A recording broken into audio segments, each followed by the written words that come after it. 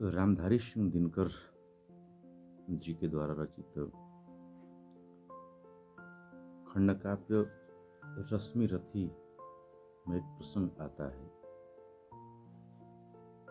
कि श्री कृष्ण पांडवों की तरफ से शांति का संदेश लेकर के दुर्योधन के पास गए और उसे समझाया कि पांडव युद्ध नहीं चाहते हैं, आप शांति पूर्वक उनको उनका राज्य दे दें, यह भीषण विभीषिका बच जाएगी, नरसंहार नहीं होगा। पांडवों की बस इतनी मांग है कि उनको 5 ग्राम भी अगर मिल जाए तो उतने में संतोष करेंगे और अपने परिजन पर वो असली तलवार वार नहीं करेंगे, उसका उठाएंगे नहीं, उसका प्रयोग नहीं करेंगे। लेकिन दुर्योधन नहीं दे पाया। उसने शांति समझौता सीधे सीधे नकार दिया।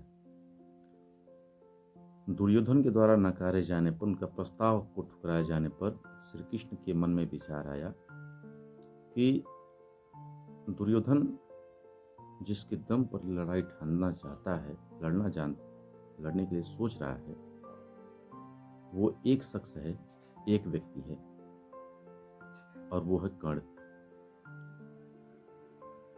कर्ण जैसे योद्धा को पा करके, महारथी को पा करके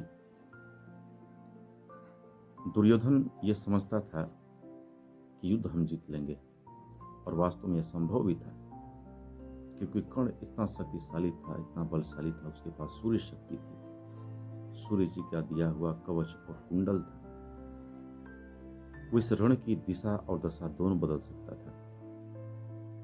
इसीलिए दुर्योधन उस पर इतना भरोसा करता था और इतना घमंड भी करता था, और उसी को लेकर के युद्ध की बात मन में सोच रहा था।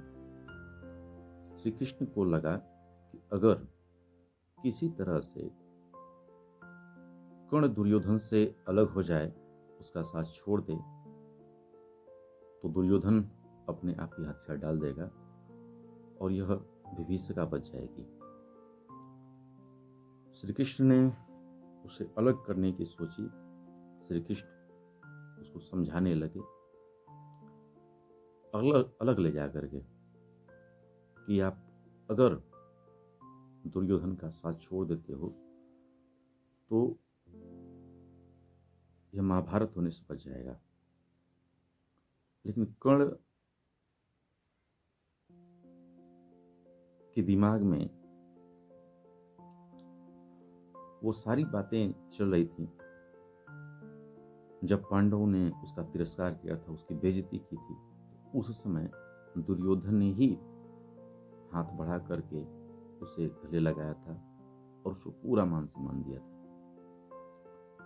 वो अपनी मित्रता के लिए अपना सर कटाने को भी तैयार था, अपना बलिदान देने को भी तैयार था। जब श्री कृष्ण उसे समझाते हैं कि तुम दुर्योधन से अलग हो जाओ, उसके बदले हम तुमको सारा राजपाट देंगे, तो छोटी सी रश्मि रथी का एक अंश मैं आपके सामने रख रहा हूं। कर्ण ने श्री कृष्ण से कहा कि मैत्री की बड़ी सुखद छाया, मैत्री की बड़ी सुखद छाया शीतल हो जाती है काया, मैत्री की बड़ी सुखद छाया शीतल हो जाती है काया, धिक्कार योग्य होगा वह नर, धिक्कार योग्य होगा वह नर, जो पाकर भी ऐसा तरुवर हो अलग खड़ा कटवाता है, खुद आप नहीं कट जाता है। जिस नर की बाह गही मैंने, जिस तरु की छाह गही मैंने, उस पर न वार चलने दूंगा, कैसे कुठार चलने दूंगा, जीते जी उसे बचाऊंगा या आप स्वयं कट जाऊंगा। मित्रता बड़ा अनमोल रतन, मित्रता बड़ा अनमोल रतन, कब इसे तोल सकता है धन। धरती की तो क्या बिसात, आ जाए अगर बैकुंठ हाथ, उसको भी न्यौछावर कर दूंगा, गुरुपति के चरणों पर धर दूंगा। सिर लिए स्कंध पर चलता हूँ, उस दिन के लिए मचलता हूँ। यदि चले वज्र दुर्योधन पर, ले लूं बढ़कर उसे अपने ऊपर। कटवा दूं उसके लिए गला, चाहिए मुझे क्या और भला। बहुत गजब की बात कही कर्ण ने। और इसी तरह से रश्मि रथी का एक एक खंड आपके सामने प्रस्तुत होता रहेगा। जय